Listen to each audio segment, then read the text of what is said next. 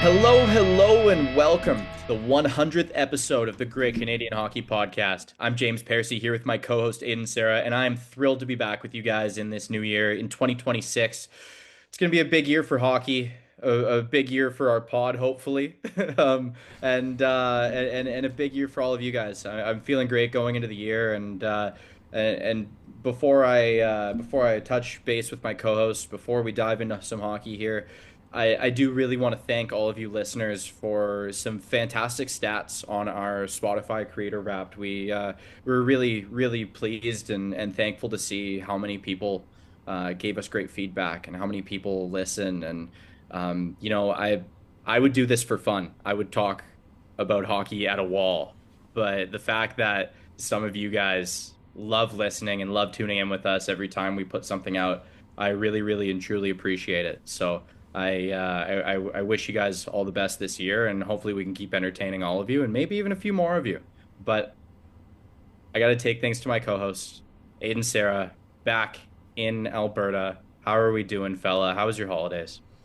It was good, and it was I thought you were gonna talk a little bit more when you started about this holiday we did get a lot of people who were really supportive of the podcast, and I didn't think we were gonna go there, so I'm not totally prepared to say it, but it was pretty wow.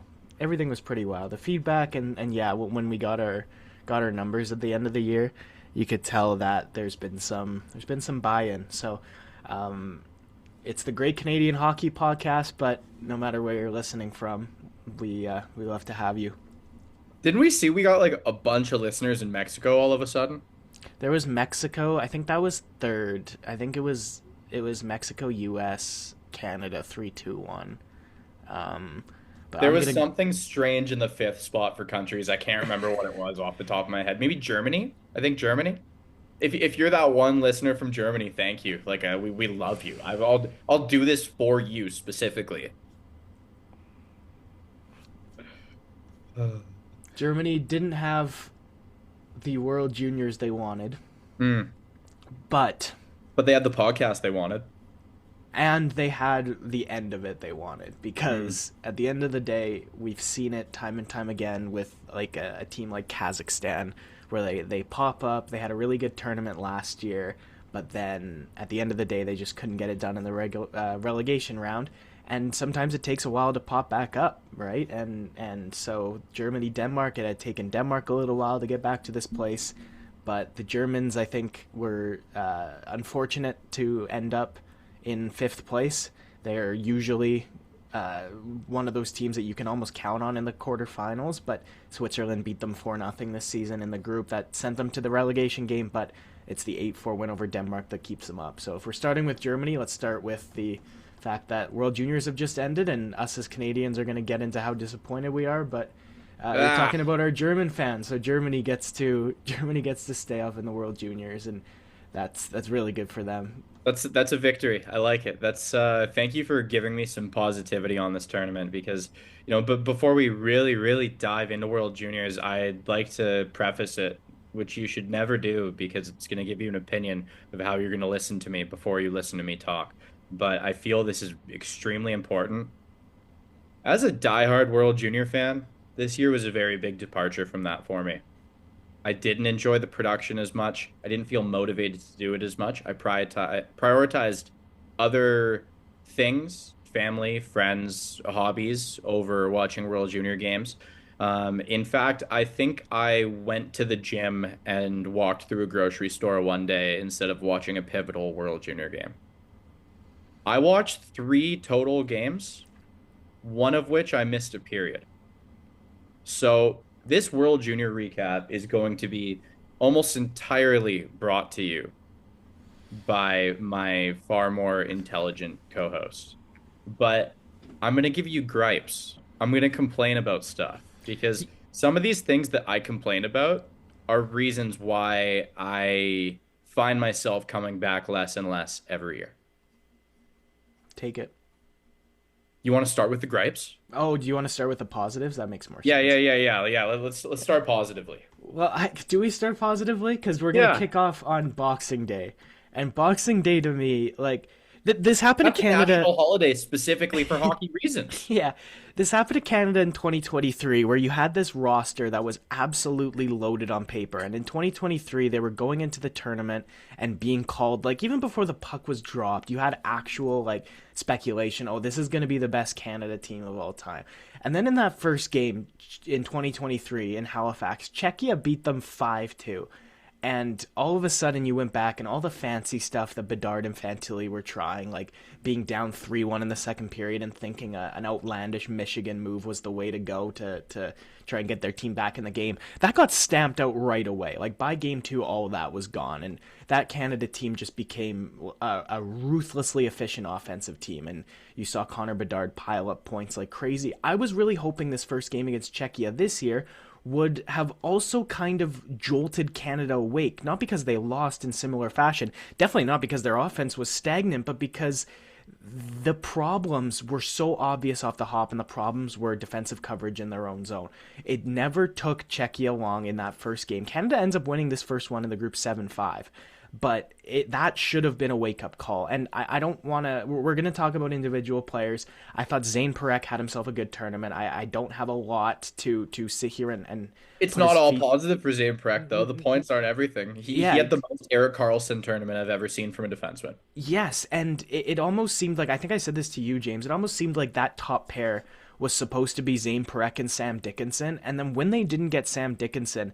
Like I liked Cameron Reed a lot. For completely unknown reasons. Yeah, I liked Cameron Reed a lot. But Cameron Reed and Zane Parekh going into this tournament, just even as an idea, if you'd watched either of them play like 5 games over the last 2 seasons, you probably should have arrived at the opinion that this wasn't going to work out. And I kind of equated it to Quinn Hughes. Yeah, you're talking about Zane Parekh having an Erik Karlsson-esque tournament. Quinn Hughes' rookie year, he was just as much a defensive disaster in his rookie year as his next season. Everybody remembers how bad he was the next season. You know why? It was because Chris Tanev left. Sometimes these young offensive defensemen that are full of flair and full of confidence, full of the ability to go up ice and make things happen, you need an anchor beside him. You need a rock. Cameron Reed is going to be a good NHL defenseman. Zane Parekh is going to be a good NHL defenseman. They both played some good hockey in this tournament, but they both also had some shifts in their own zone that were just train wrecks. I don't want to put down Zane Parekh because of what he did in this tournament. You're right. He had some absolutely brilliant individual offensive moments. He has the World Junior record for Canadian points in one tournament now with 13. And it's Happy for him. He even is the kind of player, James, if Canada wins a semifinal and goes on to win that gold medal game with the numbers he had, you could easily see somebody give him the MVP honors, right? Like this for Parekh could have been either the highest highs or where we got, which was the defense core led by him just let the team down as a whole. Now, what I'm going to say, too, is it's not just the defensemen, it's the forwards.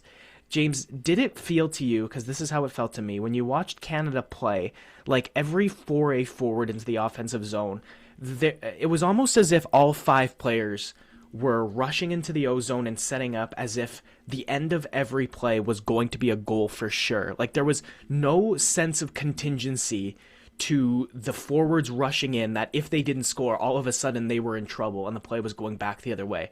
Like it seemed like this team was so confident that everything they strung together was going to work, that when something went wrong, they were completely disjointed and they didn't have the wherewithal or the ability to get back into a defensive structure.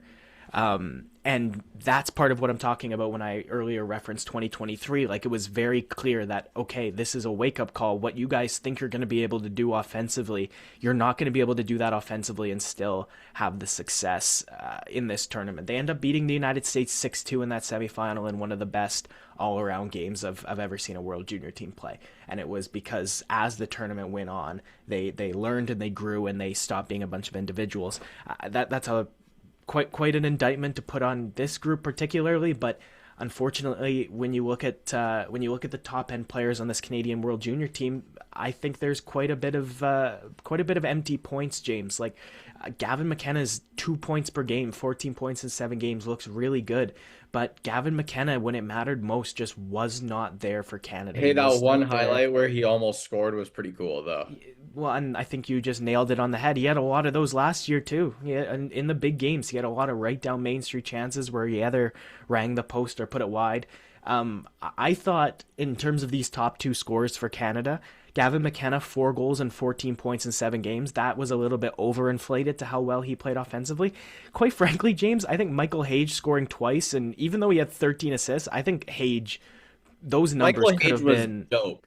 yeah, those numbers could I have been a lot liked higher. watching him. Yeah, he was the guy, and he was the guy. One of them, James, like much like Perek, where he was coming off a snub, and he was Mhm. obviously going to be really disappointed that he wasn't on the team last year. It's a little bit different for him than a guy like Michael Misa, who was a draft eligible.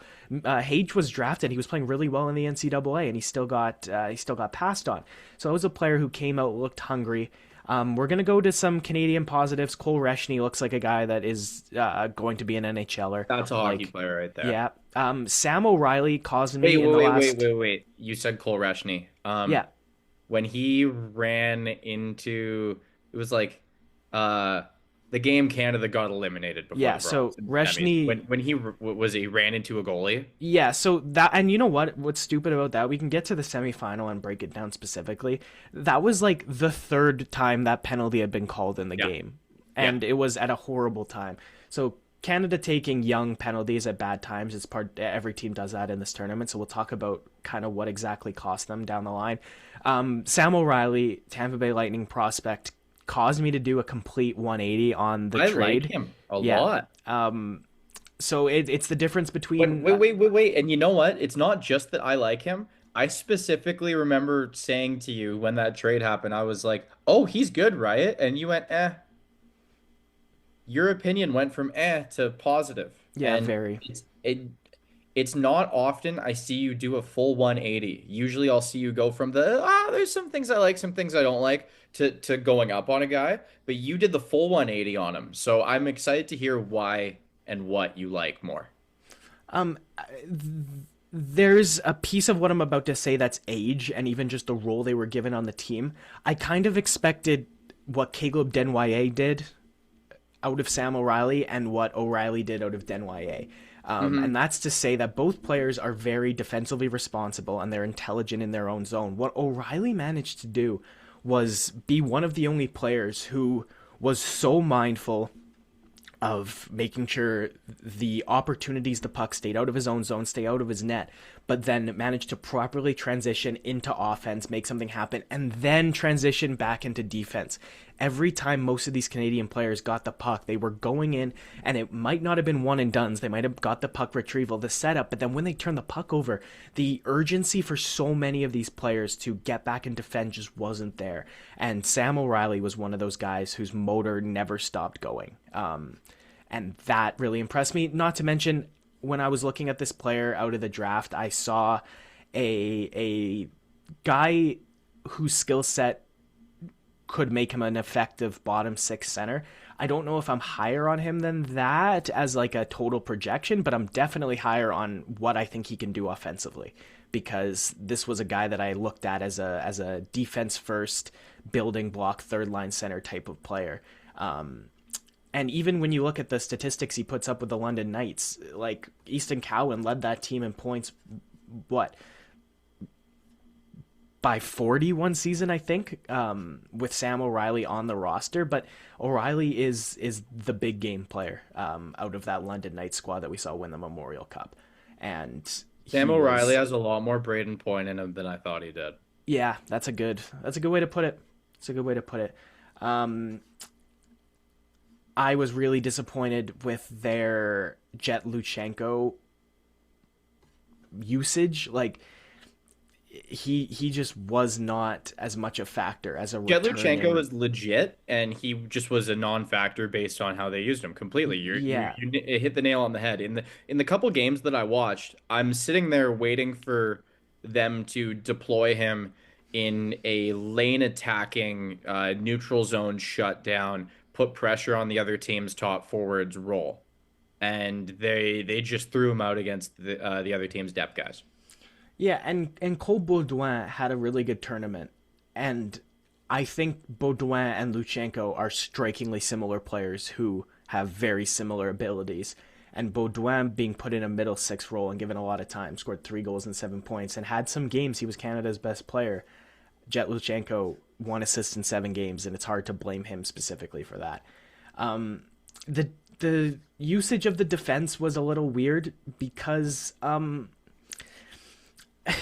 beyond the Reed Perek pair, there was just more duos that didn't make a lot of sense to me. Ben Danford had a worse tournament than I expected. I thought Kayshawn Aitchison could have been used in a very different way. He was really good at times. Yeah, Veerhoff was productive, but again, didn't get a lot of minutes against the other team's top players. Harrison Bruni could have been better for sure. And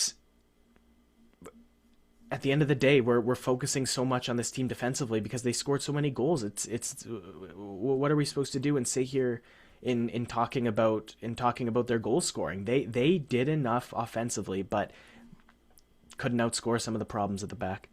And can we talk about Verhoff for a second here? Yeah. I think the way he was used really hurt his game. I think being repeatedly shown, well, you can be the bottom guy if you play right enough to be the bottom guy. I think that really screwed him because I don't know if there's ever been a moment in his career, and I could be completely wrong, but a moment in his career where he's had to be the bottom guy. No, never. And like as far as I know, and I know a couple of kids who kind of grew up playing adjacent to him and went to some camps with him. Like he was always the star, and this is one of those adversity moments where it really sucked. He can take that and be mad at it, or he could take that and learn from it. You could be mad at it and still learn from it. But I mean, how are you going to go get those minutes when Zane Parek's playing 25 or 26 minutes out of the game? It's just not going to happen.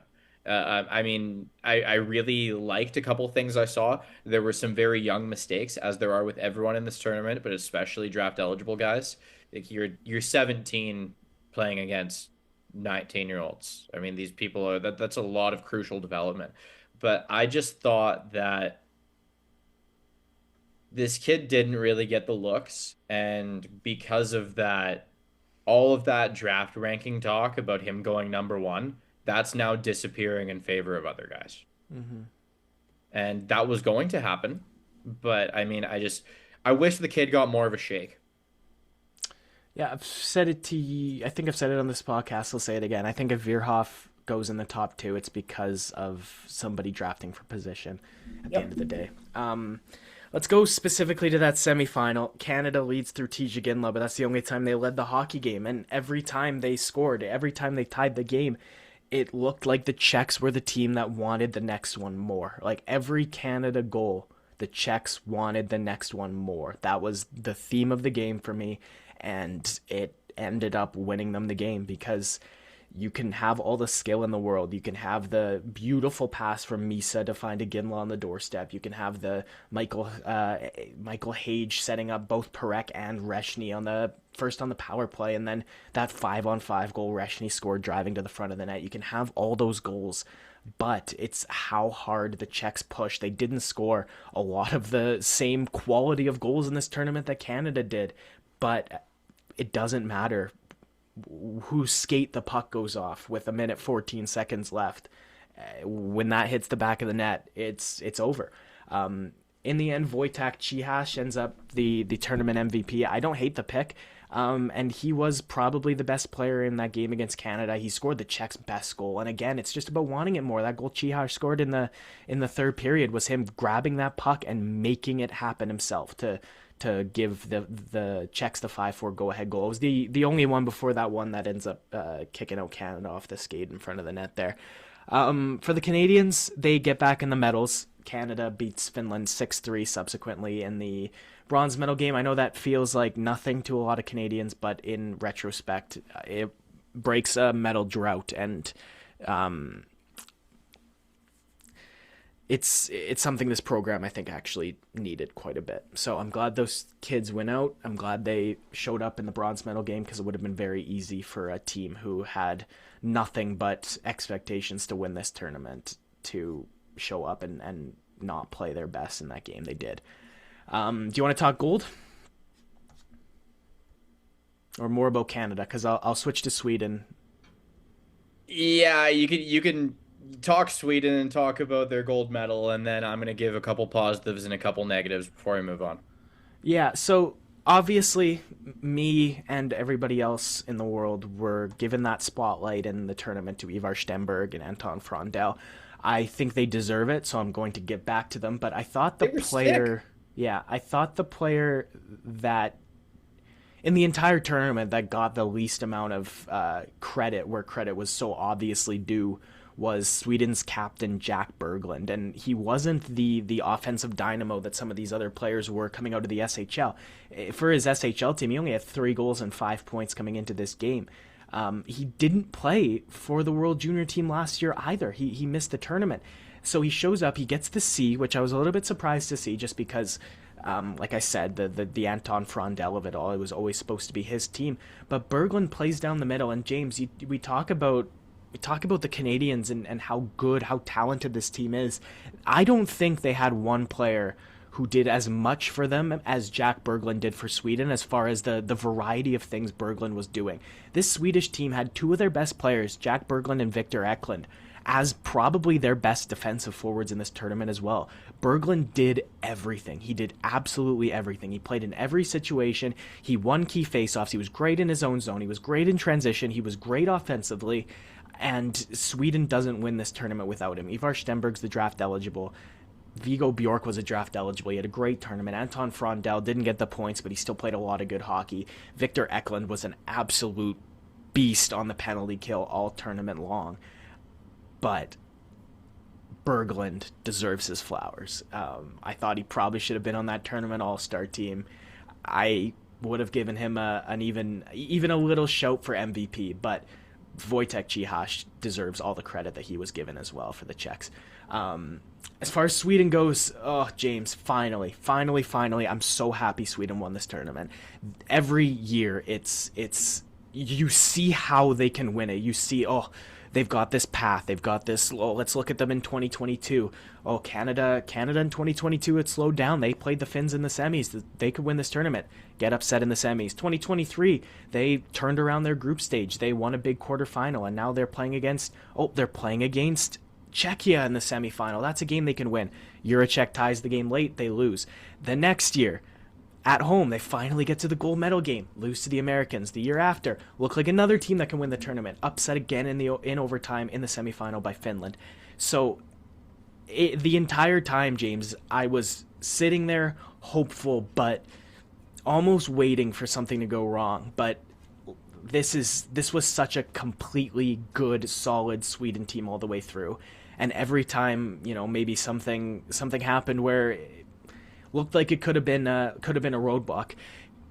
Different Sweden teams, James, the way that their opponents managed to contain Anton Frondel, a different Sweden team falls apart. Right? Sweden teams of the past who are looking to Frondel to be the guy, they implode and they don't get to this stage. So we can talk about Berglund, Victor Eklund, Vigo Bjork, but Ivar Stenberg, I think, deserves all the flowers. Ivar Stenberg was the best draft eligible player in this tournament. Gavin McKenna outscored him by 4 points, but what Stenberg did, he was everywhere all the time, and I think watching him in the gold medal game should give everybody exactly an example of what this player is, which is just a relentless forward. Just Can you give everything me a he needs to comparable at the do. NHL level? I'll get there, I think. Leo Carlson comes to mind for his skill, but he's got more of a dog in him off the puck than Leo Carlson does. Like I see his intelligence, I see what he does in the offensive zone. It is the control and the dictation of the game that he tries to start from the periphery. He likes to get the puck on the outside and drive it into the middle himself, and use the possession and the intent to back off other defensemen and open up passing lanes, open up different opportunities for him to cut to the middle and get scoring chances away. 2 assists and a goal in that gold medal game. And that second assist was just all him. He gets the puck from Vigo Bjork and he shrugs off 2 Czech players, keeps it in the offensive zone, walks up top and puts it right in the wheelhouse of Boumediene, who rips it into the back of the net. That was 3-0. And James, 3-0 is something Canada against the Czechs, against the Finns, against the Finns both times. They couldn't open up these leads that Sweden managed to open up. Canada either got a 1-goal lead or scored one and then got pushed back. The Swedes, for the vast majority of this game, every goal, they still went out there and they were still the team that wanted the next one more. They were still the team that were pushing for the next one more. You can't say that about Canada. That's a big difference. The losing Czechs, absolutely, I think deserved to be in the gold medal game. I know a lot of fans in Canada, of course they're going to be upset, and of course they're going to be upset with a team that has now eliminated them from 3 straight World Junior competitions. Those 2 quarterfinals, I'm very open for debate. If you want to tell me that Canada deserved to win those 2 and the Czechs were entirely lucky, we can talk about that, whatever. That's not the case here at all. Like, I know Michael Hage hit a couple goal posts. I know that winning goal went in off the skate, but it's a Czech team that through and through outplayed Canada in this game. You could see it in the shots on goal margin as well. It was Czechia's game, and unfortunately for the Czechs, the gold medal game wasn't until the very end. They scored 2 goals in the last 2.5 minutes to make it close, but it's Ivar Stenberg again. It was a perfect empty net goal. Stenberg, off of defensive efforts from Victor Eklund and Vigo Bjork, was so often how the Swedes got things done. Vigo Bjork will be a top 10 pick in the draft. He's playing in Djurgårdens in the Swedish Hockey League. He's another very good, dynamic forward. He's completely a dangler, a playmaker, almost like one of those, he's going to sit with the puck and he's going to think his way to the front of the net. I think Ivar Stenberg's got a lot of that in him as well, but Stenberg was just so much more a dog on a bone the entire tournament, and that was my favorite part about his game. And why, James, I'm at the point where I think the easiest pick in the NHL draft is second overall. It's you take whichever winger the first overall team decides they don't want. Luve Harenstam won the tournament for Sweden in between the pipes. Sweden's goaltending has at times been the reason they didn't end up getting the job done. I don't think Harenstam is the reason they did get the job done, but he was very, very solid throughout. Ivan Kovic's stats beat him, but Harenstam, I think, was... I had him in a franchise mode, and he had franchise potential. There you go. I think he was. I think he was the best goaltender in this tournament by... Yeah. We can say that confidently. Yep, definitely. 100%. He is draft eligible this year? He's a St. Louis Blues prospect. St. Louis took him okay. Yeah. He was drafted last summer. Yeah, in the 6th round last year. Gotcha. And St. Louis have a knack for finding these goalies in late rounds. So he's still in the Allsvenskan, which is the 2nd division of pro, though, and I think that's why he's a little bit under the radar. Sweden does it in the way that European football leagues do it, where at the end of the season, if you are at the bottom, you think about the World Juniors, Denmark's going down and other teams coming up. That's how leagues work in Sweden. So his team, Sodertal, is in the Allsvenskan, so they'll be looking to play up to Division 1. It's basically Sweden Division 2, but these are all still professional teams. So Harenstam has maybe not had the SHL experience. He's not playing against the same guys that Ivar Stenberg and Anton Frondell are playing against on a nightly basis, but he's still playing as an 18-year-old against professionals and against very strong, very much older, more experienced players than him. And I think that's huge when you go from playing in a men's league with a bunch of guys that have been around, a lot of them longer than you've even been alive, to then step into a tournament with everybody your age and be able to settle in and backstop your team to victory. And I think he deserves a tremendous amount of credit too. No, James, I'm so happy for Sweden. Every year that country deserves it almost as much as anybody else. And I always say, if it can't be Canada, I'm happy it's them. And I'll reaffirm that this year. Positives for me.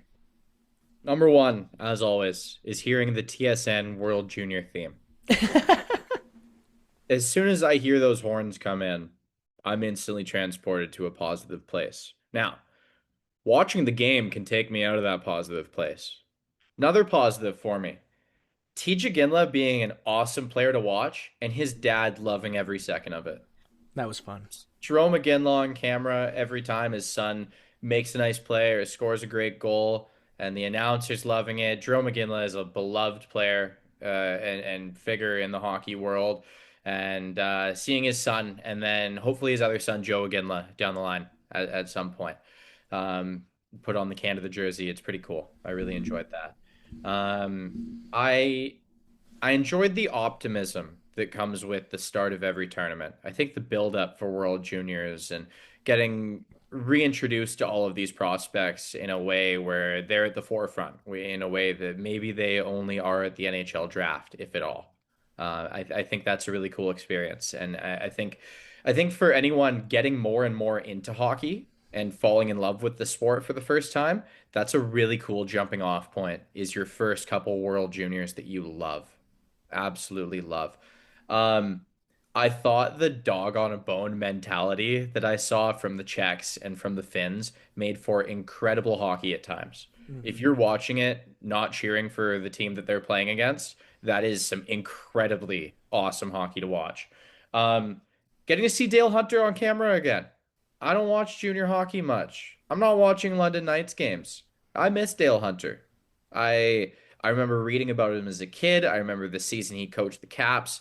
I remember him coaching other World Juniors. I remember all the stories of him and his brother Mark, and the way they ran the London Knights. And it's cool to see him again, even though I didn't get the outcome from him that I initially hoped for and emotionally invested in.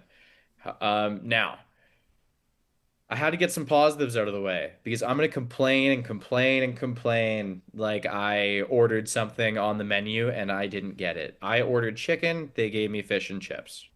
This this was not my favorite World Juniors to watch. I My favorite things about this tournament, other than things I mentioned, are the emotion captured by the commentators and production crew of everything these players are pouring into it. Because this is the biggest moment in their hockey lives at this point, in most cases. Aiden explained it perfectly at one point. This is the most for the crest on the front instead of the name on the back these players will ever be. There's no contracts at play. There's no endorsements on the line. This is them winning it for their country, for their team, and everything else in that dressing room. I love the tournament for that reason. I felt like there was very little focus on that this year. Whenever watching the broadcast, the cameras weren't pointing at the emotional players. It was a lot. It was more on the excitement, on the fast-paced things. Whereas in previous years, I feel on the broadcast, they're making an emphasis on these kids throwing it all on the line. Maybe these kids aren't throwing it all on the line as much as they were before. Maybe that's the issue. I don't know. Another thing for me was the officiating was just too ridiculous to not pay attention to. In previous years, I'm like, okay, all right, it's always stupid, whatever, but the game's awesome. When the game isn't awesome, all you're left being able to focus on is the officiating. This really needs to get figured out. I don't think it ever will. I think in the way the IIHF is structured, and their rules on selecting referees, it's a very like, oh, we just want to make sure this country's happy and this country's happy and we're all just so happy together. Well, you know what? That's not how hockey's reffed. I really, really could care less how this ref from Switzerland thinks the game needs to be refereed. I'm pulling a random example out. I don't even know if there was a ref from Switzerland, but that's how it goes with double IHF hockey. You have people from like three or four officiating bodies, and then they do this weird thing in the World Juniors, and I've noticed it in the World Championships whenever I turn it on as well, and that also kind of makes me turn away from the World Championships really often. And that's the refs won't see what happened, but they'll get a reaction from benches and players to what happened, and they'll all gather together. And they're going like, oh, blah, blah, blah, look at over there. Oh, it's this, that, and the other thing. And then they're like, well, and you see that really unsure look in their eyes. You can tell from the broadcast view that these guys are guessing.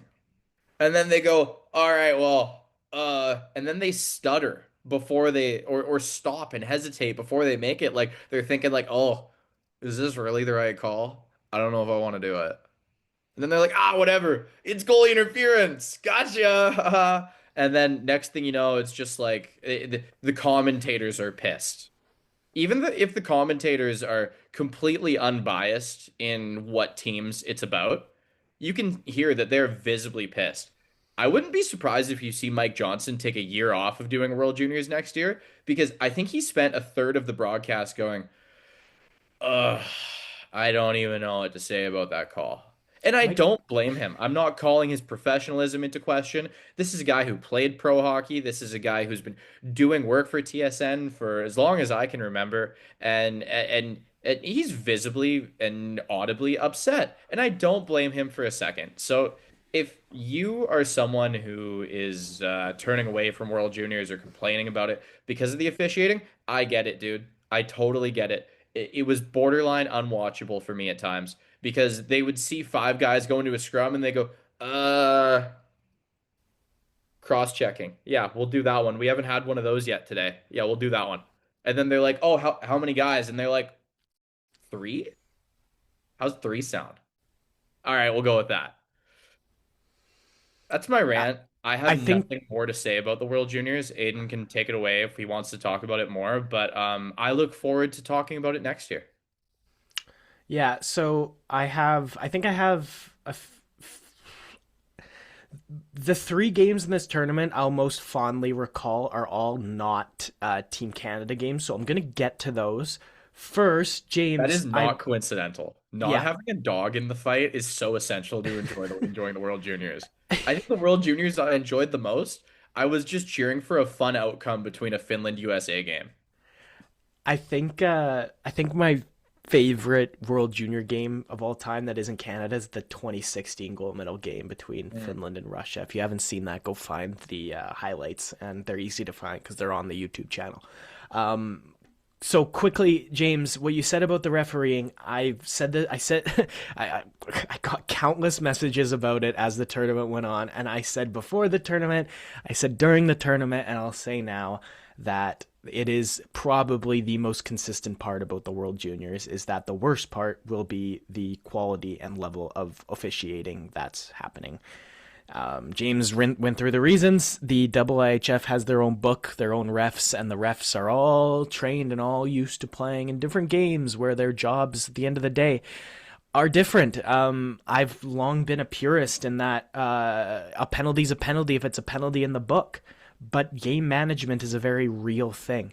And game management varies, right? Like what a trip is, what a board is, what a cross check is.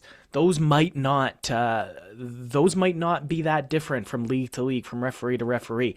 But James mentioned it when it's when those conferences happen that suddenly it's a lot of game management happening from those referees, and that's what I think they're really bad at at times.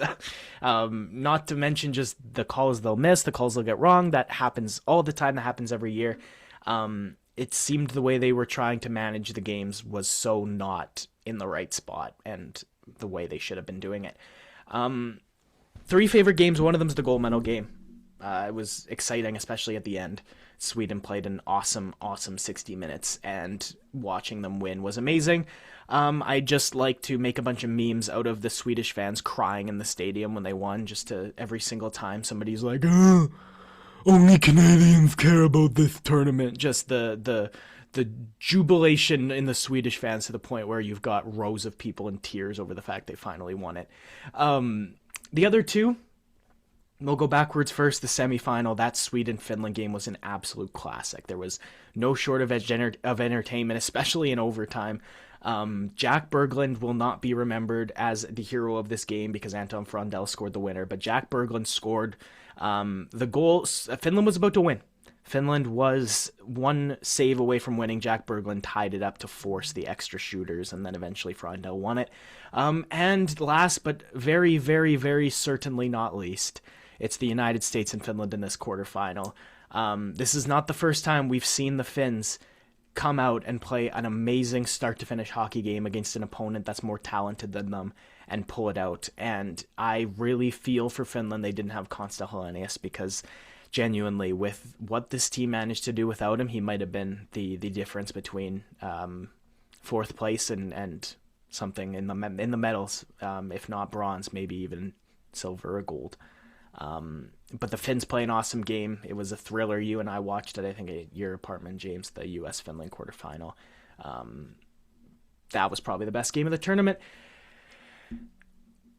I think And that's your all. favorite game of the tournament because you got to see the States get eliminated. That is Yeah, a favorite tournament game of the tournament. I think he yeah, enjoys that more than the Leafs getting eliminated from playoffs. correct, Okay, correct.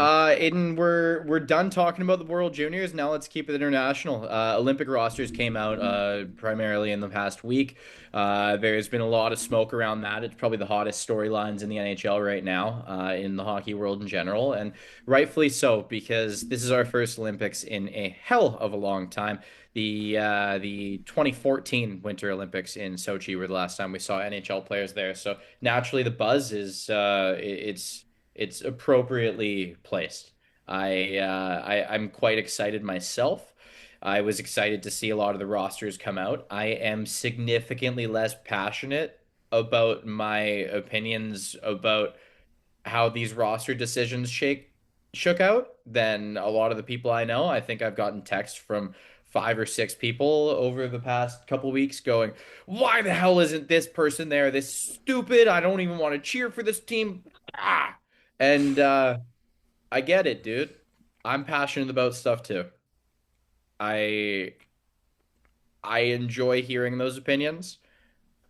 I think when it comes to teams like this, there are only so many wrong answers, but there are so many right answers, especially when you come to the United States or Canada.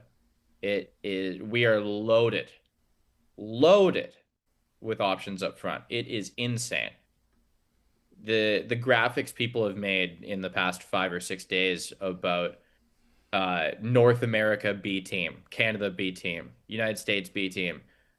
Most of them would be the third, fifth, maybe sixth best team in the tournament. And that is just insane. Ridiculous. So I feel for all the guys that got left off, and I feel for all of the fans whose favorite players got left off. But let's break it down. What were wins? What were misses? Aiden, where do you want to start? Where do you want to start? I just yapped for a while. Let's go with the United States. For me, this is one of the more interesting talking points because they left off two pretty highly regarded elite players. On the blue line, they left off Adam Fox, former Norris Trophy winner, who's actually having a pretty decent season when you look at the numbers, even though the Rangers are quite terrible. And Jason Robertson, who is third in the NHL in goals in the calendar year of 2025 and did not make the cut here. One thing that I do think it is important for people to understand is these governing bodies of hockey in countries, they are incredibly petty.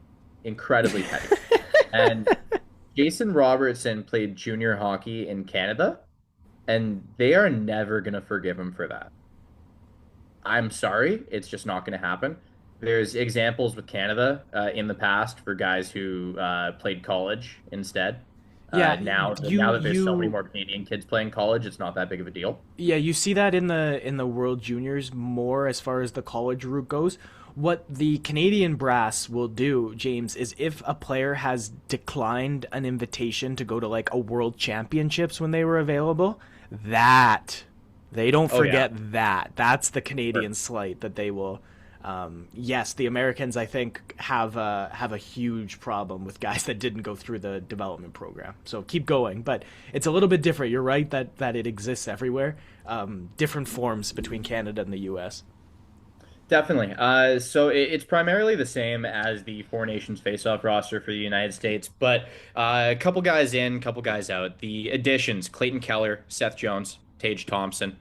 I believe that's all they added in, leaving on names like Vincent Trocheck, Brock Nelson, and JT Miller that draw much the ire of fans, analysts, and everyone alike. If you look at any mock-up roster, it did not include the JT Miller, but I think the camaraderie between Miller and some of the guys on that team, I think that could have had something to do with it. Like I said, the name out primarily for me was Adam Fox. That one is.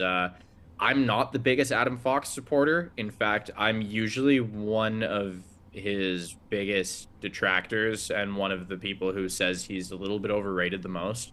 The guy is an incredible hockey player, but I just don't think he should have been on the same pedestal as Makar and Hedman and those guys back when he was when he quote unquote outplayed them and earned himself a Norris Trophy. I was quite passionate about that, but I digress. I recognize my bias on that one. This team is a ridiculous threat. I mean, bringing that D pair of Jacob Slavin and Brock Faber back together is frightening to say the least. Those guys were a minute munching shutdown machine, and I feel sorry for whatever line gets stuck matched up against them for an entire season or for an entire game.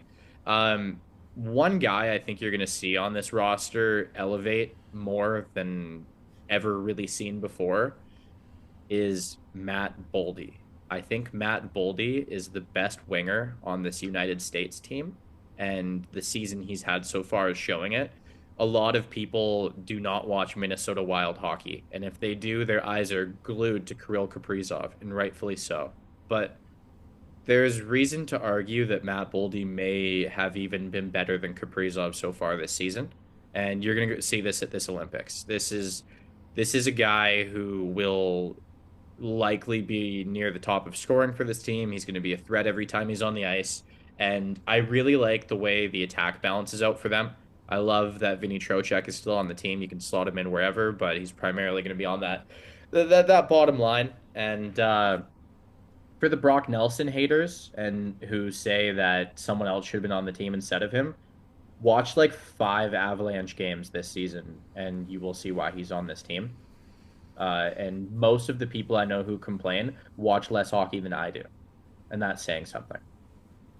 So I want to take it away from this team, but Aiden, who should have been off this team other than JT Miller? Because I know that's where you're gonna go with it. Yeah, I probably would have gone Miller. It feels like you had to put Jason Robertson on this team because of how well he was playing. So you can kind of pick who to drop. James, I think everybody is going to be massively underwhelmed with Jack Hughes again. I think you have to take him, but I would personally rather have Jason Robertson in the lineup than Jack Hughes. If you're asking me for if I was picking and I felt obliged to take Jack Hughes, I would have left Clayton Keller off. I just think Robertson does more in exactly the same role as Keller does. But that at that point, we're just. But Keller went to the World Championships and they won. There you go. Yes, yeah. That's true. They won their first World Championship in like 90 years. Yeah, so did Tage Thompson. More than that, it was like I think it was over 100 years. 1930 something. Yeah. Okay. Yeah. I am looking at this American roster. I have a lot of respect for a lot of this talent. Dylan Larkin and Jake Gensel, two of the more elder statesmen on this team, two of the more experienced players in a Team USA jersey. If the United States are going to win, they've got similar caliber superstars to all the other really good teams. I think it's going to be those kinds of players, the ones that are better than other teams as second, third liners. I've never, ever seen Dylan Larkin play as good as I've seen him play in a Team USA jersey. He steps up and he plays another level of hockey when he's playing for the States. Gensel's a guy that I have absolute faith you're going to notice him in every single big game. and that's an amount of faith I don't have in a lot of other players on this roster. But I've got it in Gensel, I've got it in Larkin, and I think if the U.S. wins this tournament, it's going to be because Jack Eichel took that first line center spot and led them there. Aiden, I look forward to watching this team at the tournament. It'll be a ton of fun. It's going to be a good Olympics for sure. Next, I would like to take it to Sweden. They made a lot of choices, and not all of which I agree with, not all of which I disagree with. I'm going to start in the crease and work my way out. Sweden went with Jacob Markstrom, Philip Gustafsson, and the wall of St. Paul, Jesper Wallstedt. I don't know who's going to start because I don't know if you've watched the last like 20 Jacob Markstrom games. That guy blows right now. Yeah, it's been a disaster.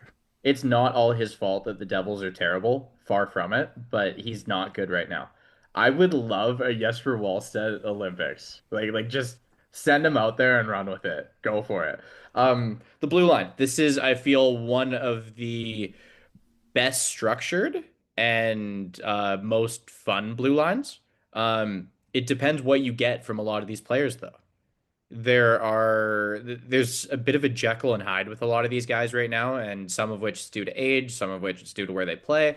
And then other guys are quite dependable. Rasmus Anderson, Philip Broberg, Jonas Brodin, Rasmus Dahlin, Oliver Ekman Larsson, Gustav Forsling, Victor Hedman, Erik Karlsson. You're gonna see probably like 20 minutes out of Forsling, 22 minutes out of Dahlin, plus or minus 5 minutes depending on the game. No, plus 5 minutes depending on the game.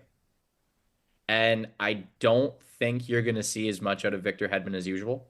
He'll be coming off the shelf for this tournament, and he'll be there. He might even be captain of this team, and rightfully so. The guy's had a legendary career. He puts it all on the line for his squad. He's a hell of a guy. I'm definitely a big fan. I'm curious how they utilize Rasmus Anderson and Erik Karlsson, how those guys are paired with other defensemen. I think Karlsson and Hedman was always the dream U.S. pair back in the day, but that's not really something I want to throw on the ice together now. I think Karlsson and Forsling would be nice. And then I think like Hedman and Anderson would be kind of cool. You could see Philip Broberg take a huge step in this tournament. The Blues have been god awful this year, but Broberg is a hell of a player. If he can manage to get some ice time, injury dependent, it would be really nice to see him out there. But the forwards, one big difference for me between the Four Nations and here is Leo Carlsson did not get named to that Four Nations roster. He's on the Olympic roster this time around. I think that's a runaway easy choice. Gabriel Landeskog named to this roster, and rightfully so. He's come back well, but he had a bit of a scary injury, so remains to be seen what happens there. So I hope everything is all good there. But Aiden, a lot of people question one specific roster choice in this one. That roster choice is named Pontus Holmberg. Marcus Johansson is having the best year of his career, and he's an incredibly useful player, very versatile. Why is Pontus Holmberg on this team when Marcus Johansson is not? They picked Holmberg for no other reason than he's going to be their fourth line center. I have nothing else, right? He's been a John Cooper player for the last 35 games, and he's done it in a way that is perfect for a John Cooper player, which is don't screw up, check the boxes, and don't be on the ice for a goal against. And Cooper has got Holmberg in an excellent bottom six center role. If you're asking me why it's him, that's the answer. I would have taken Marcus Johansson over Alexander Venberg. I know he's having a good year, but I like... Venberg is crazy right now. Yeah, he's having a good year. No, he is having a good year. And he's yeah, no, I think I do the same. Yeah.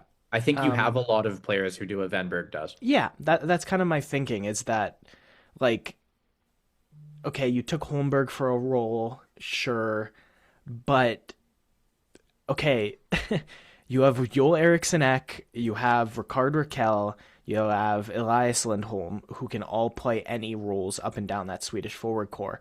I think Johansson would have been a nice other one to add to that list, because it's not Venberg.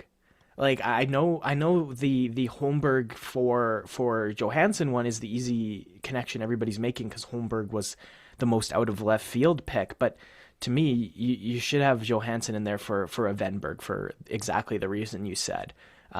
Johansson falls into a category of guys that Sweden has less of. Do you know the drama around Alexander Venberg? Um, I remember. No, I don't think so. Actually, no. I was thinking of I Burakovsky. dove into it because I was listening to Spit and Chicklets and Paul Bissonnette mentioned it. And when he was playing for the Kraken, Venberg got roped into apparently there's a big overlap between the Seattle Kraken fans and the book talk community. So they were placing Venberg primarily, but other players as well, into steamy erotic fan fictions. Oh my God. Yeah, yeah, and his wife spoke out against it, so they like blew up online at his wife. Blew up. Uh, his wife Felicia posted on Instagram that fan comments and videos had crossed the line, becoming predatory, exploitive, and bordering on sexual harassment, making her feel uncomfortable with the focus on her husband. He said he had enough as well, and the Kraken removed every association with book talk and fans of novels. It got extremely messy. This was in like the summer of 2023. It's like ridiculous, absolutely ridiculous. Could you imagine just like your husband or family member just being like thrown into that? I can't. James, is social media like a horrible thing? Because I hear stories like this. I'm I like, actually thought about deleting Instagram today. really I interesting. spent like 20 minutes on that. Just on like a personal debate. Yeah. Yeah, like half of my workout today was thinking about deleting Instagram. That's fair. I can't keep up a personal profile on anything else. I used to be a Twitter person. Oh, Um, that place sucks. yeah, I can't do Twitter at all, not even close. I know you were always a big Threads proponent, but I was never able to really get into Threads either. Well, threads, you have to tailor your algorithm perfectly. My Yeah, Instagram reels and my threads are perfectly tailored to me. there you go. So don't waste it, but take your break. Yeah, 100%. Um, I don't think I need to be logged into four accounts anymore. yeah, see, I that's always been a complete non-choice for me because I'm working for that many people at Hmm. once most of the time. Yeah. Anything else on this Sweden roster? I think this is a threat to win this tournament, Hmm. as they always are. I really think one of those goalies needs to take it and run with it, Yeah, though. that's what I was gonna say. Yeah, Yeah, yeah. that's Can the we that's talk the big Finland? one. Yeah, let's talk Finland. What I about love Finland? so many of these Finnish players, and I'm gonna run you through the forwards real quick. Sebastian Aho, Joel Armia, Mikael Granlund, Erik Haula, Rope Hintz, Capo Caco, Oliver Kapanen, who I didn't expect, but I was happy to see. Joel Kiviranta, Arturi Lehkonen, Anton Lundell, Eetu Luosterainen, Mikko Rantanen, Teuvo Teravainen, and Eeli Tolvanen. I think Tolvanen worked his way onto this team and did a fantastic job of doing so. I think the way these forwards are going to structure together is it's going to be one of those things where it's not as impressive on paper as the top three teams in the tournament, but they can play against those teams. These guys play against teams' top players all the time. You don't think Anton Lundell, uh, Arturi Lehkonen, and Yoel Kiviranta wouldn't make an insane shutdown line? Like, dude, I would hate to play against them. The forecheck is ridiculous. Goalies. UC Saros, Kevin Lankinen, Ukko-Pekka Luukkonen. Saros is going to play every game of this tournament, and he is an insane goalie, rightfully so. Their blue line past Miro Heiskanen and Esa Lindell is a complete crapshoot. If anyone remembers from the Four Nations face-off, I made a huge deal about the fact that Finland had named to their roster or had replaced their way onto their roster every Finnish defenseman into the NHL or every Finnish defenseman in the NHL. Um, Nicholas Matin-Palo was their final choice. He was the last remaining one that they had because they had to take NHL players. And he's on this team.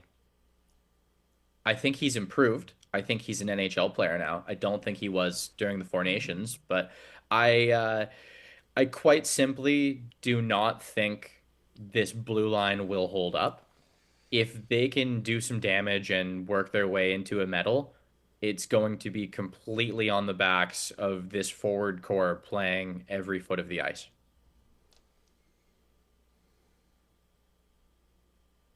Did anyone get left off? We did well. We haven't gone and done Canada yet, but if you're talking about like the Finland roster Yeah. specifically, no, we touched everybody. No, did any are there any Finns that should have been on this team that weren't? I can't think of anything off the top of my head. Oh, it's kind of like you said, Oh, where Kotkaniemi is not on the team. yeah, I did. I saw that. I think that's just them being like, no, we have enough centers. Matthias Michelli didn't make the team. Matthias Michelli can't play a role, any role. He's got to be Yeah. a skilled top six forward. And Yanni Newman. I thought he could have cracked the squad. Yeah, I think I kind of thought it was going to be all of those Seattle players weren't going to make it. Newman, Kako, Tolvanen. I'm not surprised Newman's the one they left off. I really liked him at the start of the year, but he's been the third best out of those three. Aiden, there's one more, and it's a big name. Patrick Alexander Laine's not on this Barkov. roster. Yeah, he's hurt. So is Barkov. Well, yeah. Barkov, that's the biggest loss for them. Yeah, They're completely screwed by that. yeah. Is Laine No, not going to be healthy by then? um, dude, Lion even if Lion can play by then, like his skating needs, like he's so behind on the skating. Like all of the injuries has just slowed him down so much that like even if Patrick Laine still in him, he still has the kind of player that would be on this team and be a perennial goal scoring threat. He needs at least like a healthy year, a healthy 2 years just to get back up to speed and to the speed he needs to be playing at. Yeah, I'm not. Yeah, you got the names. You have the big names that aren't on this roster for whatever reason, but none that I thought were robbed of their spot. Aiden, I'm taking things to Canada, the longest and likely most drawn out portion of this discussion. I'll name out the roster for you, and then we can get things underway. Nick Suzuki, Sam Reinhart, Bo Horvat, Macklin Celebrini, Braden Point, Nathan McKinnon, Brandon Hagel, Tom Wilson, Mark Stone, Brad Marchand, Anthony Sorelli, Sidney Crosby, Mitch Marner, Connor McDavid up front. Travis Sanheim, Devon Taves, Cale Makar, Thomas Harley, Shea Theodore, Josh Morrissey, Drew Doughty, and Colton Parayko on the blue line. Darcy Kemper, Logan Thompson, and Jordan Binnington in the crease. The big gripes people have of people not on this squad: Sam Bennett, Connor Bedard, Matthew Schaefer, Mackenzie Blackwood, Mark Scheifele, dude. Mark Scheifele. Damn, it was Scheifele for me. This was his last chance. Yeah, yeah. No, it's Scheifele for me. That's the one we missed. And talking about this team, like Anthony Sorelli and Brandon Hagel play on the top Tampa Bay three, Lightning. maybe the best penalty kill unit for John Cooper's Tampa Bay Lightning. Yeah. Um, so that it's hard to sit here and obviously just rail against the Sorelli selection I can't say because anything bad about that one. well, because it worked in the Four Nations, and we know the answer. We know why. We know why he's there. We know what he's there to do, and that's what the management feel like is the best player to do that. Now, I'm not sitting here and saying that Mark Scheifele is going to be able to play Anthony Cirelli's role. I don't think he has that in him at all. But what I think Canada kind of neglected to do was realize that some of these high end players can play roles that you didn't need to take a Cirelli to play. Like you could have had Mitch Marner and you could have had Nick Suzuki and you could have had Bo Horvat in Mark Stone in consciously defensive forward roles. And then that opens up spots up the lineup for your Bedard, for your Scheifele. I thought that they were missing offensive star power for a while when I was looking at this roster. I think they could have taken one more guy, one more Bedard, one more Scheifele, one more X, Y, or Z. Mark Stone's having an incredible year. It's his last chance to. So Stone really surprised me, but he's playing. He played his way onto that team. As far as the defense goes, yeah, Matthew Schaefer. If they were going to take Matthew Schaefer, I actually would have expected him to be like the number 8 because it would have been an experience thing for him. This is a defense that won the Four Nations, and I know it wasn't easy. I know it at times scared people, but I like this group. I'm fine with it. I'm completely happy with the roster. Of course, there's guys I would love to see on there, but like I was saying when we went into this Olympic roster discussion, there's always going to be guys left off. People make complaints about Bo Horvat, and then the defenders go, "Oh, well, look how many goals he has." Blah blah blah blah blah. Dude, I think he played amazing this season and has earned his way on. A lot of guys earn their way on, but that's just who they chose. It's just how it's gonna work. Okay, last thing we're gonna do is, James, I'm gonna go through these rosters and I'm gonna tell everybody about some players that used to play in the NHL that you might still recognize that are gonna be back in the Oh, world I know in the one of these Olympics. names. Michael Kempney was a long-time Washington Capital. You guys will remember him as one of John Carlson's old partners. He's currently playing in the SHL. He'll be on Team Czech Republic, as will a few more defensemen. Jan Ruda and Radim Šimek will both be there. Roman Chervenka's 40 years old. Hell yeah. He's born in 1985. He was a former Calgary Flame. He's been the guy in the Czech Republic in hockey for so long. Like he's Heck yeah. played there. Yeah, it's still Czech Republic on the Olympic registry for some reason. Strange. Yeah, but Chervenka might even wear the C. Like he's been there for that long. You know who technically falls in this category now? David Tomashek, because he just left Edmonton to go back to the SHL. But Didn't know that. yeah, Tomashek, who just left the Oilers for Farstad, is there as well. Dominic Kubalik was once upon a time a 30-goal scorer in Chicago. He's on this team. Andre Kasha, former I Toronto paid Maple Leaf. $80 for his autographed rookie card once, and That then was- I think I sold it for 20. Yeah, that was a mistake. Yeah. Um, They were Andre going for Kasha- 100. It was a good deal. Um, Andre Kasha will be there as well. He was a Duck and a Leaf at different points. Stefani DaCosta, you remember him? Yep. He's going to be playing for France. He was a former Ottawa Senator. Pierre-Edouard Bellemare France has a plays. few. Yeah, Pierre-Edouard Bellemare plays in Switzerland. He'll be their former Vegas Golden Knight for sure. We would have put Alexander Texier, but he had made his return. Taking a look at Switzerland, Sven Andrighetto, former Montreal Canadian. Reto Berra, former Calgary Flame. Philip Kurashev is a San Jose Shark this year. He was one of the NHLers that got named after. Did you see how many? We'll go through it after. James, I want you to pull up how many players from each NHL team are ending up at this Olympics, because when I saw Kurashev, I was counting, and the amount I'd seen to then, like San Jose had almost as many as any other NHL team when Switzerland named their roster.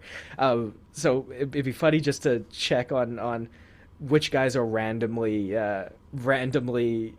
at the top because of the depth players they had called. Dennis Malgin, former NHLer, he's playing for Switzerland as well. You go down to Finland. Mikko Lehtinen was a prospect at one point. Didn't really work out, but he's the only non-NHL player on the Finns. He plays in Switzerland as well. We're going to continue down. We're going to look at Slovakia. It's not an NHLer. Adam Gajan was the goaltender that had the Canadian 2023 quarterfinal played against him. He was an absolute beast. Almost single-handedly took down the Canadians. Connor Bedard scored that overtime goal on him in that game. Martin Marincin is on Team Slovakia. He's a former Toronto Maple Leaf and Edmonton Oilers. Adam Ruzicka has made the Slovaks as well. That's not a surprise. He's been playing good hockey in Europe since he departed from the NHL as well. The Denmark team has Alexander True. You might recognize him from Yep. being a stud at the World Juniors one year. Oscar Fisker Molgaard, the Detroit prospect, he's obviously in the NHL system. He's playing for, or sorry, the Seattle prospect. He's playing for the Coachella Valley Firebirds in the AHL. So it'll be interesting to see one of those prospects get the call. Patrick Russell was a former NHLer. He's going to be on that team Denmark as well. We talked about our German friends. Germany get to take Tim This Stützle is and the Leon best roster I've Draisaitl. ever seen them have. Yeah, they take Moritz Seider on the back end, JJ Paterka, Nico Sturm. This is a lot of really, really solid players. You want to look at some old NHLers? Tobias Reeder, once upon a time, was an Edmonton Oiler. Dominic Cahoon is in Europe. Yep. Mark Michaelis was a Vancouver Canuck at one point. He's playing in Europe. He's on the team. That's all the ones I can see off the top of my Don't forget head. Justin Schutz of World Junior fame. Yes, you're right about that as well. Going Tim down to Stützle and Leon Latvia. Draisaitl and Philip Grubauer on that team. The most intriguing player in Latvia to me is Alberts Schmich. He just played Oh. at the World Juniors. He's 18 years old. He's a draft eligible, so we'll see if Latvia end up with a guy that could easily sneak his way into the top 15 of this draft. If you continue to go down this Latvian list, James Kaspars Dogovins remains on this roster. He's been a Latvian stud, much in the same way that Chervenka's been a constant on the German or on the Czech national team. Dogovins has been the constant on this Latvian team. Martins Jerkel is a former NHLer, joins him. Rudolf Balser is a former NHLer, joins him as well. Eriks Matejko of the Washington Capitals organization was the World Junior hero last year for the Latvians. He was their best player, scored, I think, 5 goals in the tournament. And then you have 3 goaltenders that all are very well known. Elvis Merzlinkins, Artur Shilovs, and finally, Kristers Gudlevskis, James. I know I said very Oh, well known, but Kristers Gudlevskis, you might not know the name. You'll remember one of the games he played. He was the goaltender in net in the 2014 Olympic quarterfinal between Latvia and Canada. Canada peppered him with, I think, more than 55 shots. Gudlevskis kept Latvia in the game. Canada ends up barely beating them 2-1. Almost one of the most improbable Olympic wins in the NHL era. That was also the last time the NHL were in the Olympics, so you can understand why James and I are so very excited for this, and we will continue to talk about it as we get closer and closer. But James, we're recording this on January 8th. It will hit the public on January 9th, which means there is exactly 1 month and 2 days from that day to the start of this tournament. it's gonna start before you know it. Yeah. So let's get fired up. You know what? I think I was more fired up for it like 2 years ago, and now I'm in that like I'm stuck in the mushy middle, and then like a week before it's gonna hit me, and I'm gonna go, oh, okay, this is happening now. I get that. Yeah, I Um, this is one of those events where it's the Winter Olympics, dude. Go find a sports bar. I don't care if you drink or not. Go into a sports bar and watch the games and be with a group of like 30 people all screaming, cheering for their team. It's fun. Just do it once. It's a good time. Again, you don't need to drink. You don't need to eat. Just show up, have a glass of water. do you remember the Molson Hockey House in Vancouver? No. That was a 2010 Olympic thing, and I don't remember exactly what it was. I just remember the scenes there were always like just wild. I think it was close to the Olympic Park. James talked about the World Juniors being a good segue into getting into hockey for a lot of people. For me, the Olympics was like the 2010 Olympics in Vancouver was like the nail in the coffin that this is what I was going to be doing for the rest of my life. Let's get Love it. into it. Love it. We've talked a lot already. We've given you guys a lot of content for this episode already. So just hang on for a little bit more. We'll punch our way through. Let's talk NHL a little bit. One guy I want to shine a bit of a light on for, I mean, he was almost forgotten in my eyes. Like I kind of stopped caring about Trevor Zegras, and Aiden's always been a big critic, and rightfully so. But he's flourished under Rick Tocchet in Philadelphia this year. The Flyers have had an amazing season at the halfway point, and he's been a massive part of it, playing primarily with Christian Dvorak and a briefly rotating cast of wingers. I think Bobby Brinks played with them a little bit. I think Travis Konechny a little bit, but it's been Dvorak and Zegras. Dvorak kind of kicked to the curb by Montreal as well. It's been a really nice thing, and Zegras playing against the Ducks this week, and it was a fantastic scene for him, scoring 2 goals. He had a great interview after the game, and I can't repeat exactly what he said, but he got his revenge, and he said it felt great. But the part for me that is just awesome was that his celebration was a reenactment of how fast the Anaheim Ducks hung up on him after telling him he was traded. That's a quote. Yeah. Yeah. He he grabs the phone down. See you later. I mean, and the guy spent years as a Duck, and it was formative years for him. He kind of came into his own. He became a figure in the public. He was probably like too young to be like that popular at that point. I mean, dating a TikTok star and being on the cover of an NHL game, it was just kind of ridiculous. It was too much, too young, too fast. And you know what? I bet he had a great time doing it. He's he's an interesting cat, and I'm happy he's fitting in Philly. I'm quite happy for the guy. But let's move on to his line mate Christian. Oh yeah, So quickly on Trevor Zegras before we go to his line mate, point per game, and not just point per game. He's got 17 goals in 41 games, and 41 games is the perfect, very easy number to calculate calculate paces for because it's times two. So this is a ostensible 30 goal point per game pace, or 35 goals, sorry, point per game pace what for does Trevor ostensible Zegras. mean for our normal people? Um, Essentially, but not quite, because Gotcha. technically it's what between, or it would technically be 34 here in this situation. Um, Zegras is making $5.75 million right now. That was his second contract. It expires this year. Hmm. So, is this contract year Trevor Zegras versus is this Trevor Zegras is back? Trevor Zegras. I think next season is actually the entire answer. I think it's what does this guy do next year? Is he this effective a player again? Is he really a bona fide first line or top six forward who can do this on a regular basis? I think doing it outside the contract year is important. We had this conversation about Jason Robertson recently as well. That this Jason Robertson season, we want to see what he can do after it's a contract and an Olympic year, and he's playing for something other than one of those two things. Zegras right now is earning the contract he's inevitably going to get, but it's going to be what does he do after? His line mate, Christian Dvorak, talk about him, James. This guy does everything you really want a hockey player to do. When you think about an old school hockey player, you see what they're doing on the ice. Hard forecheck, great pace, wanting to outwork his opponent. That's Christian Dvorak, and he is fit in perfectly. He's been rewarded for his work. 5 years, 5.15 million per.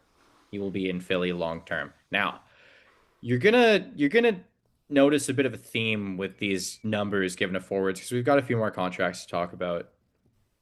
The cap's going up. When you hear 5.15, think 3.5. Think 4. We've gone up, and the AAVs haven't gone up as much, but now they are jumping, and they are jumping in prediction of a continually jumping cap. So it's not that crazy of a number. I think for what the guy does, being a middle six forward, that's perfectly fine. You're going to start seeing more $5 million guys on third lines. And in situations where that's not a problem, that's intentional. I think he's earned this one, Aiden. I'm really happy with it. I think it's a good fit for him, especially if Talkett stays there long term. I'd like to talk about a couple more contracts though. Alexander Venberg, who we talked about earlier with the book talk scandal, Okay. if you could even call it that. Dude, that was like 2 years ago. I didn't even Yeah, know that. yeah, insane, hey. I'm so glad that another podcast talked about it so that I can talk about it. Oh man, he's fit in quite nicely in San Jose. I when he signed there, I assumed this was one of those ones where you sign him, you trade him, you get a deadline return. But the Sharks are good, and the Sharks want to make playoffs. And this is not a rental. This is a guy who's sticking around for a little bit. 6 million per 3 years. He is currently slotted on the first power play. He'll he'll bounce between the first and second unit quite a bit, but more importantly, he will give these guys stability at center. You can put him on the second line, put him on the third line. Say Celebrini goes down, you can put him in an offensive position on the first line. It's not a fantastic situation, but he fits in really well. You're gonna love the versatility. Aiden? Alexander Venberg is second on the San Jose Sharks in points with 30. How many more points does Macklin Celebrini have than him in first? More than double. Yes, I'm correct. I think Celebrini has what, 62? 67 for Oh, Macklin yeah. Celebrini to 30 for Venberg. We're not going to talk about it because when we did the rundown, I put it in there and then it was too populated. But I'm going to keep ringing the Macklin Celebrini for Hart Trophy bell. He's my pick if San Jose makes the playoffs. Slam dunk, no doubt. That's all. I'll just throw that out there for now. We can talk more about it after. One more contract we have to talk about, and this one I think was kind of due. Like I kind of with the way these guys handle contracts, I really thought this was something that was going to happen soon. JJ Moser in Tampa Bay, acquired in the Mikhail Sergachev trade with Utah. He signs for 8 years, massive extension, but only 6.75 million per. I think in a different market, this would have been 7.5, potentially 8. But you're looking at a situation where they have that tax break, they have that culture where everyone buys in, signs long term, and it's a really good situation for him. When Darren Radish exploded offensively, DJ Moser was the stability.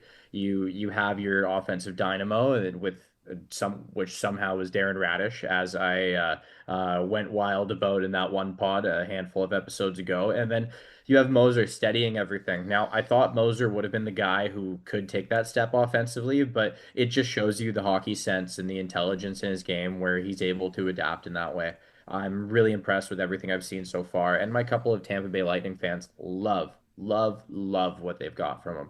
As Victor Hedman sails off into twilight over the next handful of years, JJ Moser, that's your guy.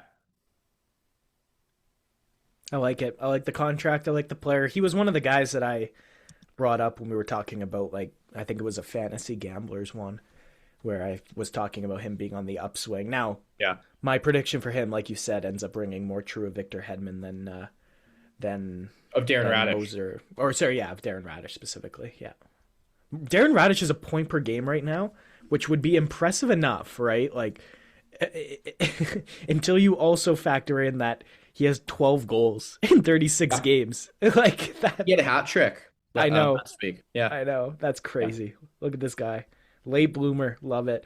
Late bloomer and There's another a one. there's a really good gif of his bald head like giggling on the bench.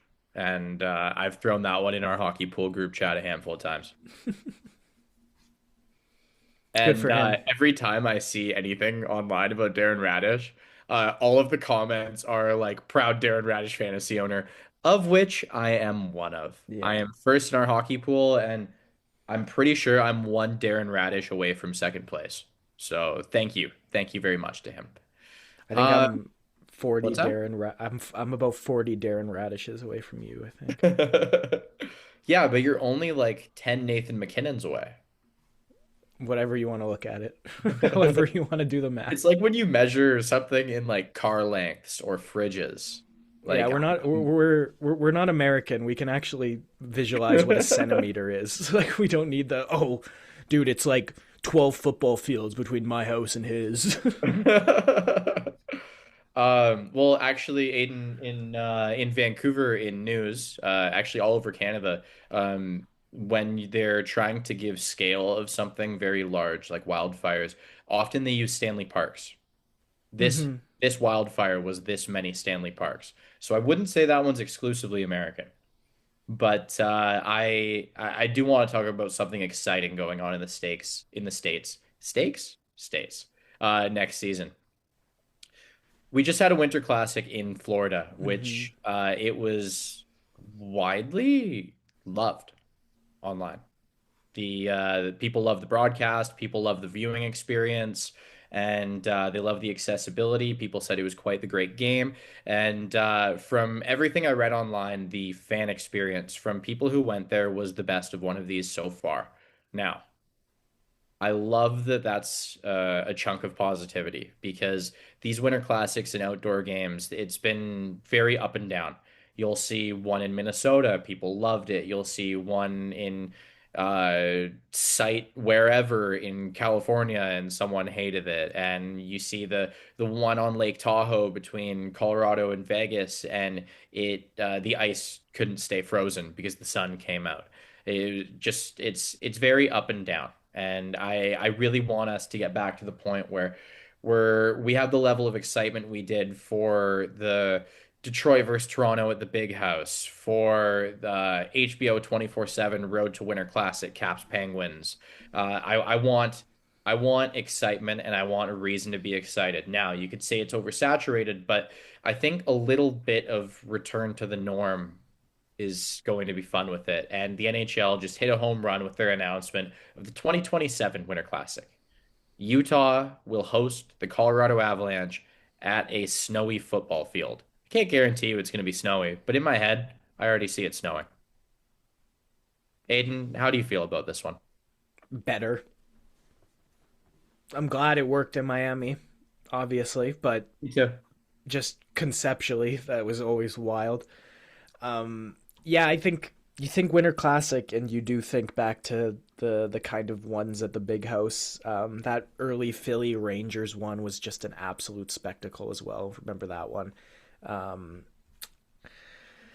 yeah, I think you nailed it on the head, though. The NHL has unfortunately reached a point with outdoor games where there's been so many of them that they need to further try and find a way to make these special again. And hopefully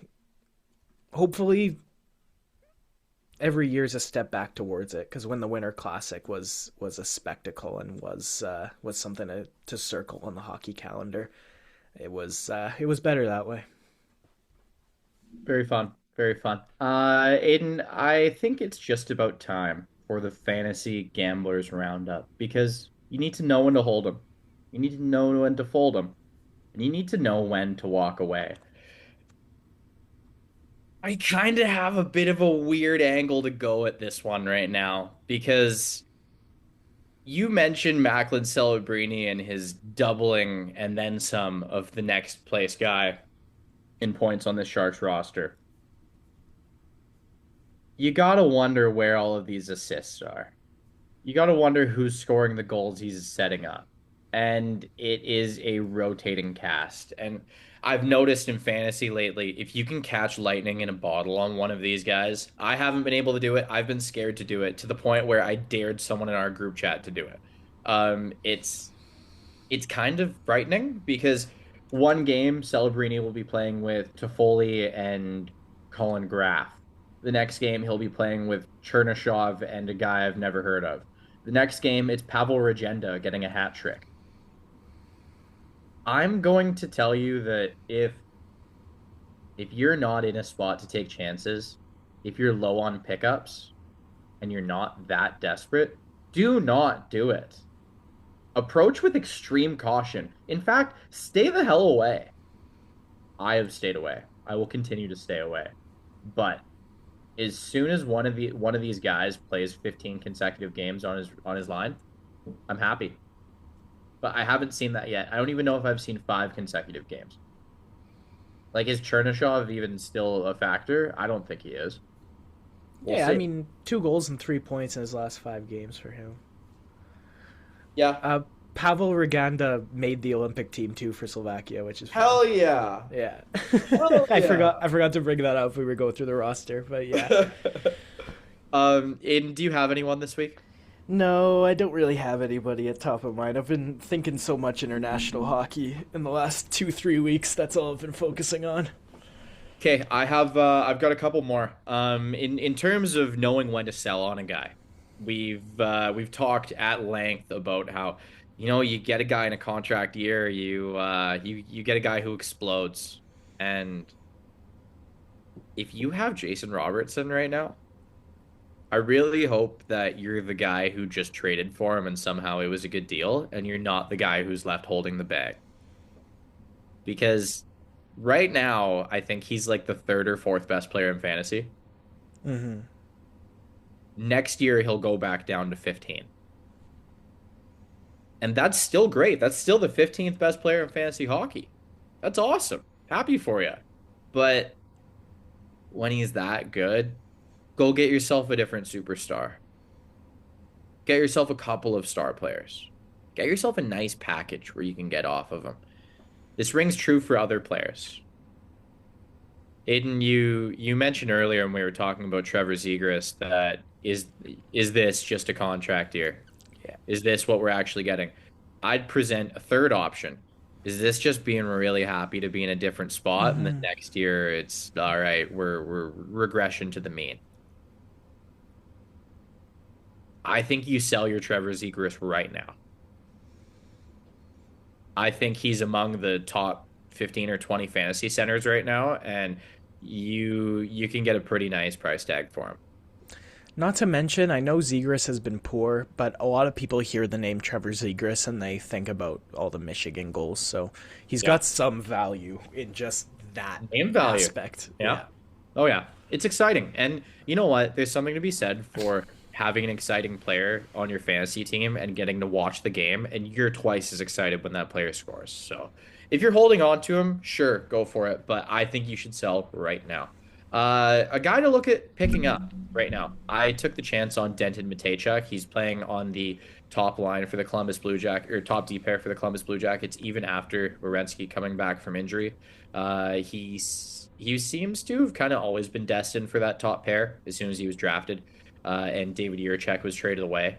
This was kind of it was inevitable, and he's found himself floating between the first and second power play, just raking up ice time. So I'm not 100% sure he's going to give you returns, but I've been happy with what I've got so far. So if you have pickups, you have the opportunity to take a chance. It's more than likely he's in free agency. I believe he was like 9% rostered. So I've taken the chance. Ride with me on that one. Aiden, let's take things to shows and movies. I know for a fact you watched a fantastic movie, and I'd love to hear what it was. Yeah, I feel like a lot of people got to this ahead of me. Argo was very good. Yeah, I wasn't like blown away by it. Um, but it was kind of the perfect storm of a great script and a really good cast, a good story. Like it's the whole package. I think in the blockbuster movie. Genuinely, I think that's the best way I can put it. That this is the best blockbusters get, and it was one. It obviously won, I think, Best Picture. Yeah. Um, if you want to be on the edge of your seat for the last 2/3 of a movie, this is your movie. Have you watched Zero Dark 30? No, I haven't. Watch that next. Yeah. Yeah. Yeah. It same kind of style, but I found it was a little bit I cared about the characters more, whereas in Argo I cared about the story and the stakes more. Hmm. Yeah. Jessica Chastain just blows away Zero Dark 30. Fantastic movie. And yeah, I'm glad you knocked Argo off your list. Um, I I have a bit of an interesting thought for this one. I've got a couple shows, couple movies. I've been finishing shows. I've been in a really big theme of that. I've been finishing that chunk of a book I never got around to. I've been finishing that one movie I watched halfway through. I've been finishing the couple shows that I never finished. Right now I'm finishing Andor season 2. I just finished Newsroom. I'm finishing a video game, Starfield, that I put hours and hours and hours into, but never really got to the finish line. Um, I also have a list of movies, a list of critically acclaimed or highly recommended to me movies, and there are ones that I just never get around to knocking off my list. So, Aiden, I'm going to present something to you in the theme of the new year. I want you to make a New Year's movie resolution of that one movie everyone has always told you to watch, but you've never got around to. I'm going to give you a few that I have to watch this year. I have to get myself to watch them because I've never got to them. Okay. Number one that I have never watched, Titanic. I've somehow never seen Titanic. Two, Okay. There Will Be Blood. Okay. Three, Gone Girl. Hmm. I think Yeah, Gone Girl's the best one on that list, but that's my 2 cents. for sure. That would not be consensus. More than likely. Yeah. I need to watch One Flew Over the Cuckoo's Nest with Jack Nicholson from 1975. Supposed to be Hmm. very good. Still haven't got around to seeing that, so I'll watch that at hopefully sometime soon. Have you ever seen Yorgos Lanthimos's The Lobster? No. That's been on my list, and that's an interesting one. It's from 2015, with Colin Farrell in it. That looks like a cool concept. I'll try and get that one off the list as well. And then James, I need to go do Severance. Oh yeah, I tried. Yeah, I tried. I lost interest about seven interesting. episodes in. Yeah. Okay. No, I want to get that done. I want to get that done. Well, that wraps this one up for now. I'll be checking in with you to see if you knock those things off. I look forward to knocking mine off the list. I don't know how I've never seen Titanic. I guarantee you I've seen every single part of that movie in clips or like flipping past it, but I've never just sat down and watch it. But that's all I have except for one thing. I would like to take a minute to acknowledge the passing of Glenn Hall, one of the most legendary goaltenders in the history of hockey. He holds a record that is just astounding, and what he's done for the game and the sweaters he wore and the stories that were told, it's just incredible. Fourth all time in shutouts, Glenn Hall. And as well as 13th all time in wins, 84 shutouts, 407 wins, but a Conn Smythe trophy as well, three Vezina trophies, name on the cup forever. The native of Stony Plain, or he died in Stony Plain, Alberta, at age 94 just recently. But Aiden, the thing that's going to blow you away the most, and it's a record that will absolutely never be touched: 502 consecutive starts as a goaltender. Hmm. Goalies don't play more than 55 games a year now, maybe 60. It is absolutely insane. And Included in that I- is a Stanley Cup too, worth mentioning. exactly. And playoffs pretty much every year because of the era he was in. And keep in mind, this guy started 502 consecutive games. Most of those were in a time where there were no masks and helmets. And if the goalie was out of the crease, it was common practice to run him as hard into the boards as humanly possible. Absolutely insane. Gordie Howe is Mr. Hockey. Glenn Hall was nicknamed Mr. Goalie. Worth mentioning as well, this was the man. There are a lot of pioneers in the goaltending position. Everybody knows who Jacques Plante is because he pioneered the mask, but Glenn Hall was one of the first goaltenders to really play a butterfly style. One of the ones leading the charge in Mhm. that change because for a while goalies weren't even. It might have been a rule, James. Goalies weren't even allowed to drop to their knees. But he was the man who paved the way for that to be a regular thing in the NHL and completely change goaltending, which it continues to evolve. It's the position in hockey that's seen the most variation of the pinnacle of it. And Glenn Hall for a long time was the pinnacle of it. So it's disappointing that he's passed, but it's another name that's going to stay remembered in the Hockey Hall of Fame. And I just love that he was born in small town Humboldt, Saskatchewan in 1931. And then after a legendary hockey career where you know how many people put on a pair of oven mitts and whatever they could find around the house and got out on the road and played road hockey pretending to be him. Just incredible. And he retired in the end and spent his later years on a farm. I just think it's such a cool life. I I remember my favorite thing from him, and I won't say exactly what he says because I bang the drum probably every 5 or 6 months, every time we lose one of these pillars of the hockey community. Go watch the free on YouTube documentary Names on the Cup. Go give it a watch. He's one of the people you hear from, and it's pretty incredible to hear him tell a couple stories. So rest in peace to Glenn Hall. Condolences go out to his family and to all of you listening. Thank you so much for tuning in with us over the past year. We hope to give you guys another great year. Without further ado, let's roll that outro. Thanks, guys.